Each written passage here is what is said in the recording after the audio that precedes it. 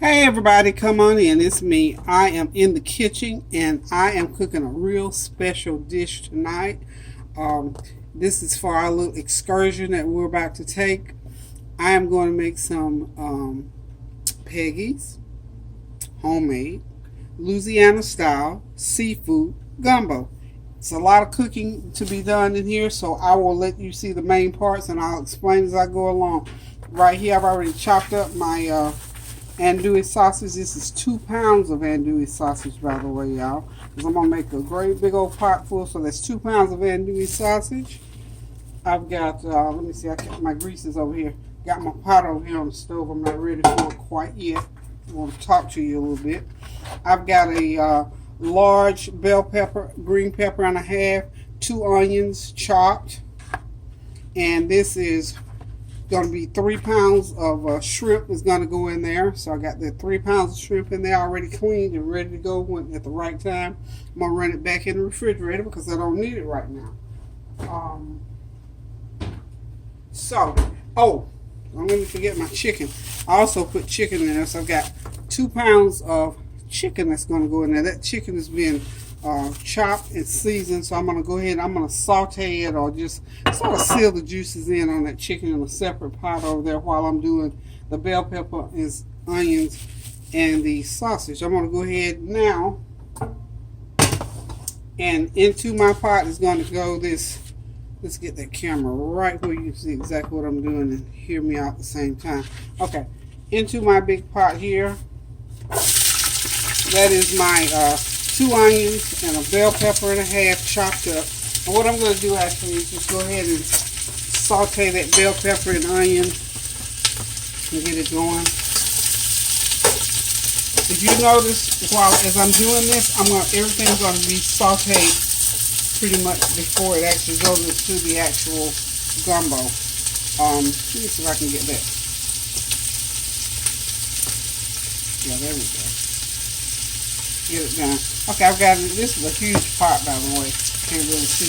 I think this is a 2.5, 3 gallon pot. So anyway, I got my bell pepper and onion in there. And I'm gonna get it sauteing.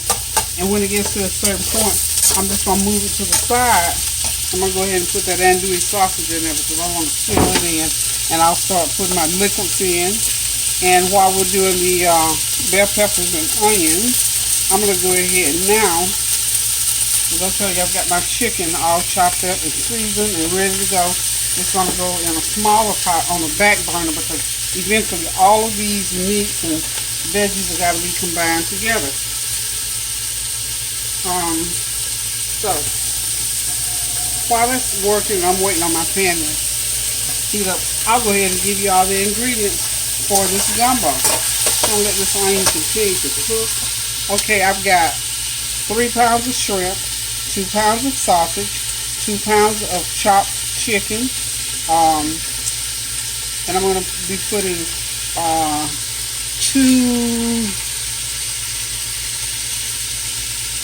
let's see, I'm going to put, say 9 ounces of crab meat. You can buy canned crab meat, or you can buy, just off the shelf, or you can get it out of a cold freezer area. But I put, just to say, 10 ounces of crab meat. And I'm going to put another 5 ounces of smoked oysters in there. Now, normally I put a 10-ounce can of fresh oysters, but guess what? Nobody in my town had fresh oysters today, so I don't have my fresh oysters. And that is one of those ingredients that I just left the taste in there. But I'm going to have to improvise. It would be just as good. If I didn't tell anybody, they would know it wasn't there. But if you can get fresh oysters, put the fresh oysters in there. But instead, I'm using about 5 ounces of canned smoked oysters. Okay, so I got the 3 pounds of shrimp, 2 pounds of sausage, 2 pounds of chicken, 10 ounces of oysters, fresh oysters if you have them. If not, 5 ounces of canned. I've got 9 ounces of crab meat. I've got the large bell pepper and a half, green bell pepper chopped up. I got 2 onions chopped. I got Old Bay Seasoning, crab boil in a bag. I've got a pound of okra, and of course I'm going to put some chicken broth in there. Now the chicken broth, I'm going to use a half a cup of that dry chicken broth mix, and I'm going to put 8 cups of water in there. So here we go.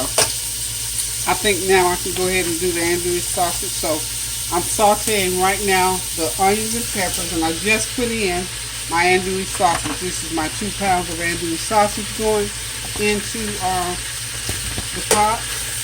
Get that going. This pan is going to be full to the brim. Gosh, I may have to even come out of this pot. It's been a long time since. I think the last time I made gumbo, y'all know what? It's been 3 years ago. I just really have not. Maybe 2 or 3 years ago. It's been a long time. So this is going to be a huge pot. And also, what I know what I'm going to do. Because my daughter Tanya does not, well, I don't say she doesn't like regular gumbo, but she prefers gumbo with a tomato base to it. So I'm going to be making some of that for her. Now this is 2 pounds of chicken. I'm going to go ahead and put it on this pot on the back. Whoa, that burnt. The grease popped up on my arm. Oh, got to keep it moving though. Okay, so anyway, I got about 1/4 cup of oil in that pan. I'm going to go ahead and seal this chicken. And when I get it all sealed, everything's going to be combined. So I've got, on the chicken, I put some, a teaspoon of garlic powder, a teaspoon of onion powder, and a teaspoon of salt on there. Because y'all know me, I like it all seasoned up. I'm going to put a teaspoon of that dry chicken bouillon seasoning mix in there. So everything will be well seasoned. And all you're going to do to this chicken is just like I say, you're going to get it sort of seal those flavors and juices in. Takes it good for about 10-15 minutes until that chicken turns that sort of an opaque color, okay? So for right now, this is what I'm doing, is sauteing my andouille sausage, peppers and onions, and my chicken. When all that gets to where I want it, I'm going to put these things together. I'm going to put in my liquid and start it to cooking for about a good hour, because I got to get this cooled down and in the freezer for tomorrow. So hang on just a sec. Okay, just to let y'all see, that chicken is cooking up pretty good. Like I said, when it gets to when it turns that beige or opaque color, then you know the chicken has gone through the process as it needs to. So just got my chicken going there. And of course, still got my peppers, onions, and those andouille sausage. It looks and smells wonderful. It smells like you can just go ahead and dip you up some and eat it right now, but it has quite a ways to go. When we get to the roux part, that's the fun part of this dish. The part I learned on TV how to make roux from Paul Pouhan, who is a very famous New Orleans chef. I watched him until he got that roux as black as soot almost without burning. So I kind of mastered how to do that. So we're going to come back and do that. That'll be one of the last things that we do. And the shrimp, of course, I always put my shrimp in last. And if I had fresh oysters, I'll put them in last. You know, as part of the last thing. But you don't want to cook them too much. So let's cut away for a minute. Okay, we're going to let this saute process go on about 20 minutes for the sausage and peppers and onions. Because we want it sauteed up and cooked down to where that flavor is just sealed in there, almost like you're trying to even brown it a little bit. We want that that sauce, that gravy in there when we get through. So when we serve it up, we want that juice to be real nice and brown and that flavor caramelized almost and sealed in. So I'm getting these sausage and peppers and onions cooked in there really, really as good as I can, y'all. Okay. Okay, y'all, that peppers and onions and andouille sausage is ready to receive the chicken. It has cooked down to the point where we need to go ahead and combine it now. That chicken has, like I said, that little opaque color that I was telling you about it needs to look. That color right there. It's ready. Got some nice juices flowing through it. Those handles are hot, so let me get a couple of dish rags over here. We're going to just pour it right on in there. Yes, indeed, y'all.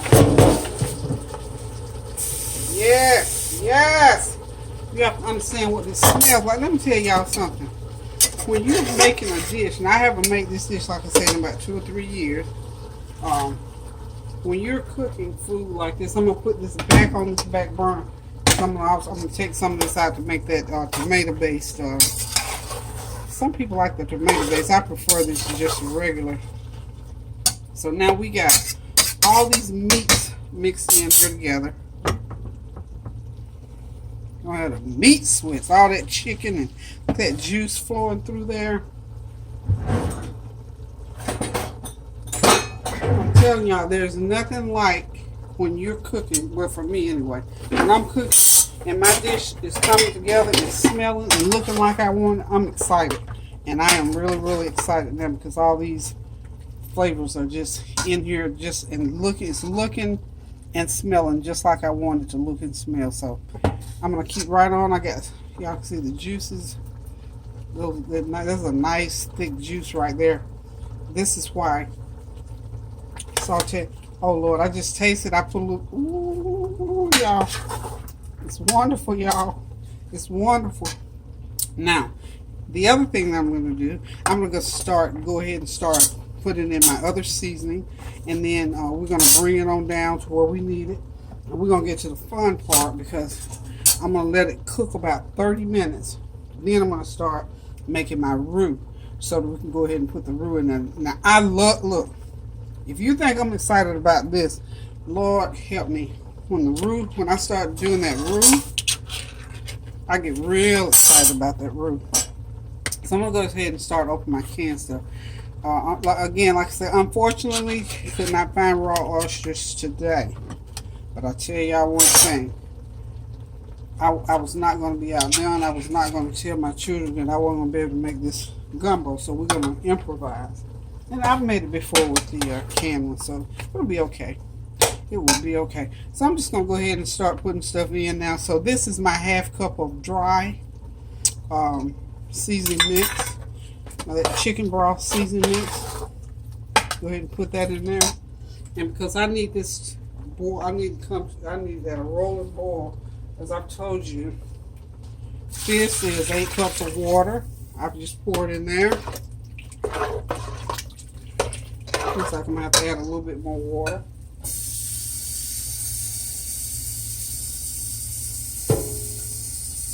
Because we want lots of broth in here. This is one of those dishes where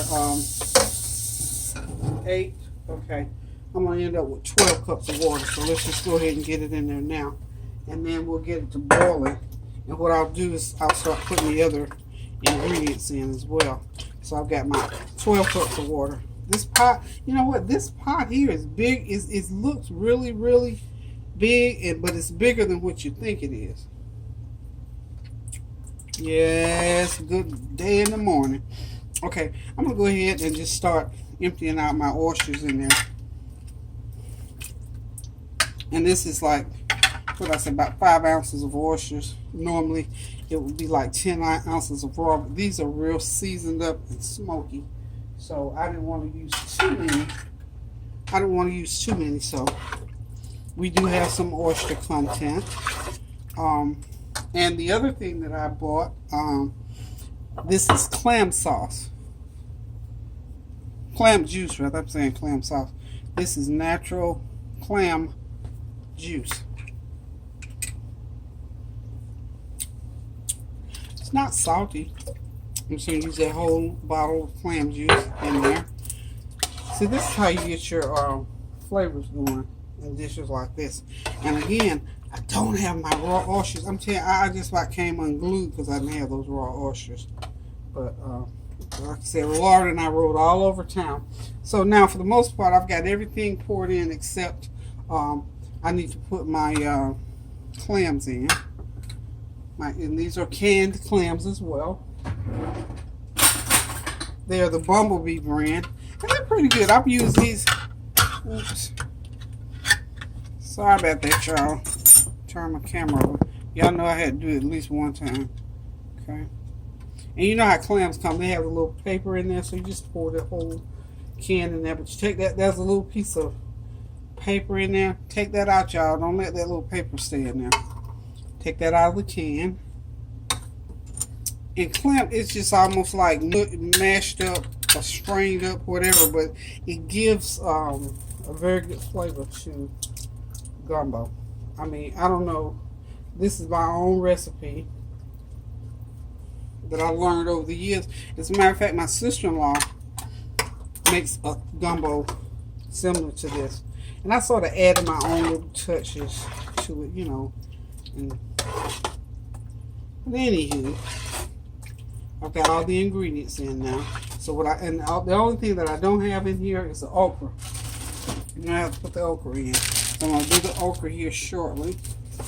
Because what I really want to do is get it boiling. So I gotta put and we're gonna boil that okra. We're gonna boil it until you see that okra really strings out and sort of, you know, it'll just blend in. You won't hardly be able to tell it except for the taste. So hold on a minute. Okay, y'all, so we got everything in the pot now except I put just a little bit of the okra. I'm going to do something a little bit different with the okra. I'm going to go ahead and cook it ahead and then put it in because I've cooked everything else is done, but I don't want to. I need to go ahead and let the okra catch up with everything else. Because you really have to cook that okra a long time to get it to do what I call stringing out for you. You want that okra cooked to smithereens. You don't want it. You don't even want it hardly showing in there. So I'm just gonna put that okra in a separate pot and let it cook because I want to hard boil it, and then I want it boiled into the gumbo.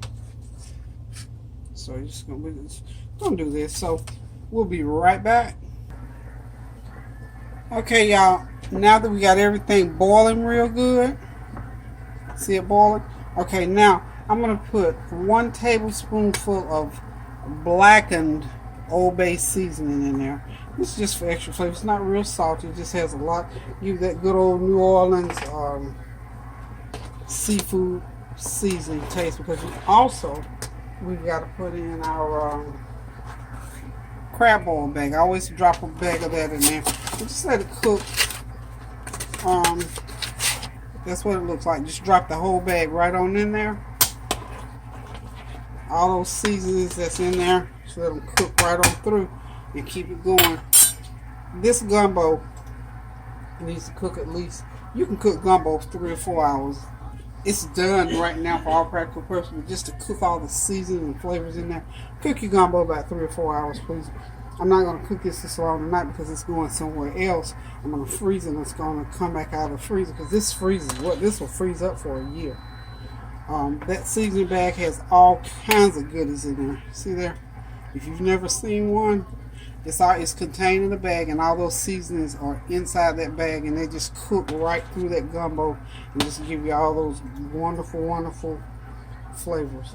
And then in the end, like I said, we're going to get that roux going in there. And we got something on our hands, y'all. Oh my goodness, I had to taste that seasoning. It's wonderful, y'all. You know, we still got to put the shrimp in. I haven't put the shrimp in yet. So we're going to get this back on the big burner. And just let it cook. Now, medium-high heat once you get it boiling. Turn it down to medium-high heat. So we'll be right back. Okay, y'all, I'm getting ready to put the okra into the gumbo because it has cooked up really good. I just wanted to make sure that it was good and nice like I wanted it. So it's now in the gumbo. Get that pan there. Switch back over here for a sec or two and just let you see here. So you got that gumbo, that okra in there. Now that okra is gonna cook to pieces, and it'll string out in there real good. And I'm glad I did the other way because that was one tough piece of okra in there. You just have to be careful sometimes yourself and things you know about food. And I know one thing: you can get a piece of that hard okra going, and it ain't too pretty. I don't like that hard okra. So anyway. If anybody gets another piece, I think I got that one. I think that was one and only piece. And sometimes it'll sprawl like that. Like that. It won't. And you can touch it and tell. That's hot, but it's okay. Anywho, we're going to just let this go ahead and boil and cook until we get ready to put that roux in there. So, hang on. Okay, y'all, you know, one other thing that can go into a gumbo is corn. And that's just what I just put in. I had some corn already cooked in there. So you know me and leftovers, it's going right into the gumbo. So that corn, that's corn you see right in the middle of that gumbo. We'll just stir it up there and let it cook in a little bit. See how that okra has just cooked to pieces. And by the time we get ready to eat it and heat it up and boil it up a little bit more, so that okra just about disintegrates almost in there. So we got us a good pot going here, y'all. So now we're getting ready to get to the real fun part. I'm gonna get started on this roux in just a few minutes, and when I get ready to start it up, I'm gonna let y'all get on here and look at me, and y'all gonna see how intense it is to make good dark roux. Okay, so hold on a minute. Okay, y'all ready to have some fun? This is the part I like the most of making gumbo, is doing this roux, because I tell you what, I've made gumbo so many times, and every time I make it and get to this part, my heart always just beats real fast, because it's all about getting that roux as dark as you can get it without burning it. So you got to have that oil, you got to have that skillet turn up on high, get you a good heavy skillet to use, because if you get a thin pan, you're going to burn it up every time, or you're not going to be able to get it as brown as it needs to be. So what I'm going to do, I've got 1 cup of vegetable oil, cooking oil, whatever kind of oil you're going to use. 1 cup. We're going to start out with 1 cup, and I think 1 cup of cooking oil there. Hot, hot, hot, hot, hot. It's got to be hot. It's got to be sizzling hot. You're not going to turn that heat down at any point in time. And I've got I'm going to start out with 1 cup of flour. I may have to add some more flour, so this is 1 cup that I measured up here. So we're going to just start it. See there? Okay. You got to get mixed in there really good. Just start mixing it. And you got to have the grease in proportion, the oil, grease, whatever you want to call it, in proportion to the flour. It has to be a pasty like this. And I think I'm going to add just about, maybe another 1/4 of a cup of flour. It cannot be thick. It can't be thick now. It has to be like this. So you can tell from that as to how you can add. Okay, so that's another 1/4 of a cup. You got to get it stirred and smoothed out in there really, really good. You got to keep stirring. You can never quit stirring it. Now you got to keep on stirring it. Keep stirring it. You got to have that gumbo off to the side. It's cooking. I'm taking the lid off, and I got it on a lower boil now because this is dangerously hot. About another 1/8 of a cup. So we're gonna say we're gonna use. Okay, that's about it. About a cup. Yeah, there we go. About 1.5 cups of flour to 1 cup of oil. Okay, so now we know how much we need. I don't write these things down. I have to keep in my head and do a little testing. So you see how white it is? Just keep watching it. And it cooks. You got to stir it from the bottom now to see if it cooks on the bottom. This is a good cast iron skillet, and it's up on high. I got it on a small burner, but it's up on high.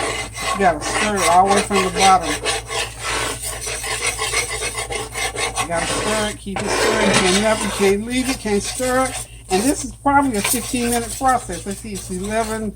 I say I started at probably 11:40, 11:43. We gotta stir, and make sure you have you some towels close by. So you start. Make sure you see why you have to stir it from the bottom, because if you don't stir this from the bottom, it will burn on you. And you don't want it to burn. If it burns, you can't use it. When I first saw Carl Fruhome make this, when I first saw him make this on, I used to watch this cooking show years and years ago. Can't think of the man that used to, the old man that said 1 onion, 2 onion, like that, with that real deep New Orleans bro. And he would make it, and Paul Fruhome came on one time and did this. And let me tell you what, I had a good old time watching him do it, because I got scared. And the first time I made my gumbo, I thought, I want my gumbo as black as he's got here. Now, if you want it light, you can leave it light. But I tell you what, the darker the roux, the better the gumbo. and more authentic. I have mine almost as black as the inside of this. Well, almost. We'll see how. We're gonna see how nervy I am tonight. See how far we're gonna take this. But you see, you keep it nice and smooth, but you got to continue to stir it because now, and mind you, this is up on the top, so it's getting darker and darker and darker. So this is fun to me. I love it. And so you can smell it browning. You can smell it. I'm telling you, see how it's getting darker and darker and darker and darker, but you gotta keep it going. You can't turn that heat down now. You can't cheat and turn the heat down. You gotta keep it going. Cannot let this roux burn. We gotta keep it going. You gotta have some arm power to make the kind of roux that I like to pour. You gotta make lots of it if you want enough to go in this big old pot of gumbo now. See how intense it is? And see how beautiful, isn't that beautiful? Look at that chocolate. Caramel color. We want way past caramel. Way. Woo! See, I told y'all this is fun. So for my real cooks in the house, y'all know what I'm talking about. For the real cooks in the house. All right, y'all see it trying to get real dark on me in there.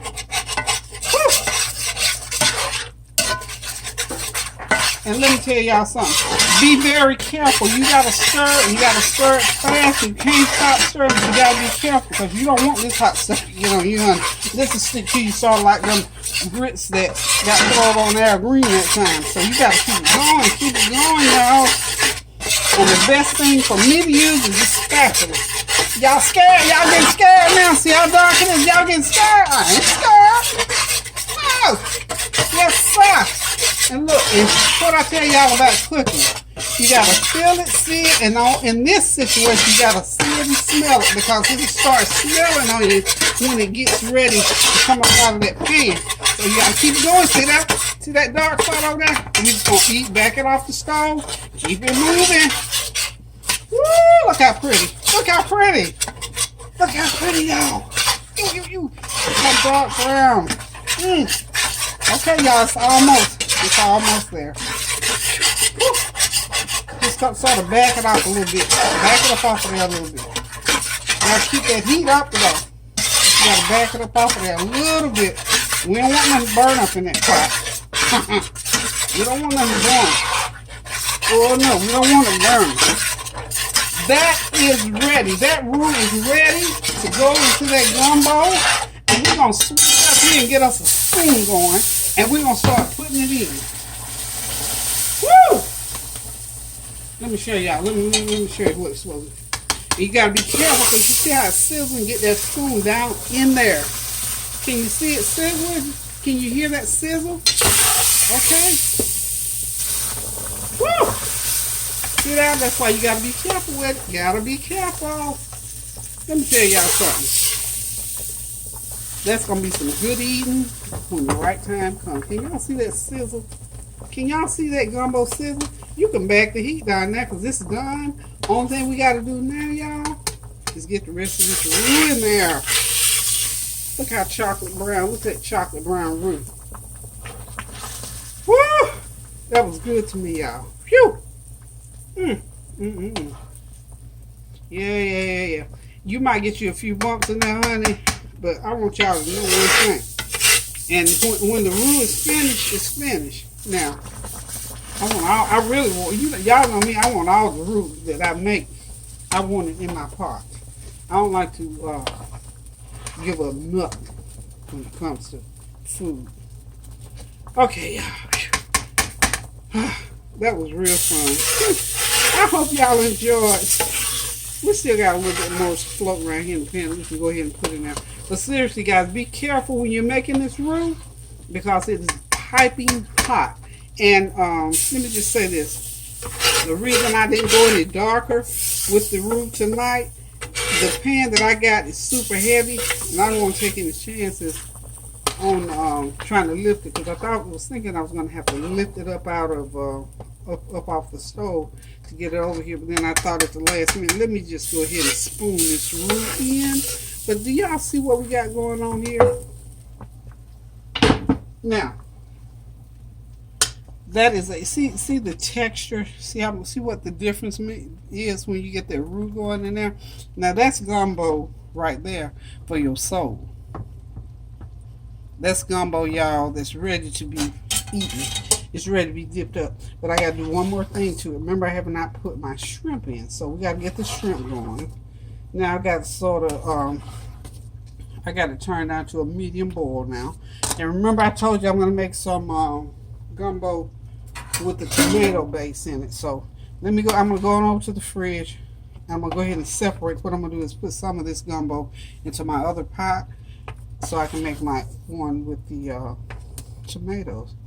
I mean, I'm tired. Let me tell you, when you get through doing some gumbo and making that good old black roux, honey, I still got a little bit more roux over there. I need to go ahead and clean that pan up and get all my roux out. But you see, when you get the roux in there, see how it thickens for you? And that's perfect, because I got to get my shrimp in there, okay? So, whew, see how much fun that is? Look, when you love to cook, stuff like that just comes together for you. Hold on just a second for me. Yeah, I got carried away, honey. I'm just so excited about this gumbo. Every time when I cook gumbo, yeah, I just get real excited. So what I'm done now, I went ahead and separated my pots out. Got my back pot going there. I got it separated. I got the shrimp in. See, lots of nice shrimp in there. So I'm gonna go ahead and let them cook in there a little bit. And then when they cook in real good, I'm gonna go ahead and take my remember that little flavor bag I put in there, that crab boil bag. I'm gonna take it out and let's see what we got going on. Because like I say, making gumbo, let me tell y'all what, it's not a small task. It ain't no joke, y'all. It's not a small task. It's a lot of work. And I tell you, I'm not trying to tell anybody that cooking is work. When you cook and cook it like it's supposed to be prepared, it's work. Put a few more sausage in there. A couple more pieces. Okay, we'll be eating. Heck, even though Tanya's the one that really likes the a little more of that. Tanya's the one that really likes the tomato-based gumbo. So y'all know I try to do it right for all my children. So everybody, I still try to do something like I did when they were growing up. Now I would always have 2 or 3 entrees, and I would have different meat. Because everybody don't like the same meat all the time, So I try to, I figure if you're going to eat, you might as well eat what you like to eat. And I did it for my children all their growing up years, and I still try to accommodate their taste buds. I don't mind. If you can afford to do it, do it. It wasn't nothing elaborate. It was just a matter of one might like chicken, the other one don't like meatloaf or whatever. So you can afford to cook chicken and meatloaf at the same meal. And I do that to this day for the most part, unless it's steaks, We'll do 2 or 3 meats. So today we're getting gumbo, one with the tomato base, and the other one is just regular good old gumbo. Okay, so what I'm going to do here, and hopefully I'll get this proportion right as far as the tomato base is. So I'm going to go ahead and put these tomatoes in that back one. Okay. We'll have that one go. I may have to put some tomato paste in there for her, to get that tomatoey taste, because she likes the tomato-based gumbo. So this pot here is for Tanya and whoever else want to eat it, but I know she prefers it with the tomatoes. So we're just going to let that boil for about 15-20 minutes to get those shrimp done and cooked up in there, and get those tomatoes cooked through there. So y'all, for the most part, and as you can see, it's a kind of a lot of work to do, because you got a lot of ingredients to put in there, but it's nothing hard to do, and it doesn't really take all that long. You just get to it and do it. I started 10 o'clock. It takes a good couple of hours, and I was cutting the camera off a little bit. So hold on, and I'll show y'all the finished product when everything boils up. Okay, y'all. It's done. It's over. The gumbo is done. Let me tell y'all something. This is the only way to make gumbo when you end up with two different pots. Got my big pot here. It is full of regular gumbo. Got my small pot here. It's full of gumbo or with the tomatoes in it. So let me just give y'all a gander at what it looks like. Okay, this is my regular gumbo. I already called out the recipes. Gave y'all all the ingredients. Lord, I'm making noise like nobody's been. Look, it's midnight, y'all. The hour is late. I'm getting ready to go to bed. I'm going to let this gumbo cool down, and I'm going to get in the bed. Look at that gumbo. Now, by the time we heat it back up again tomorrow or the next day, whatever day we decide we're going to eat it, it's going to be ready to chow down on. And over here in this pot, I've got gumbo. It has the same ingredients except that I put two 14-ounce cans of tomatoes in it. So diced tomatoes. Same, everything was cooked all the same except we got up to the part where we put the tomatoes in it. Now, I've given you all the ingredients on the front end, but I'll run back through them now so y'all listen up carefully. They're on the video, and remember at the end of this video, y'all can do it. And if you want less, just cut the recipe in half, and I'm sure if you want more, just double it. Okay, I've got 3.5 pounds of shrimp, 2 pounds of sausage, 2 pounds of chicken. I've got, let's see, I said 5 ounces of oysters. I got 5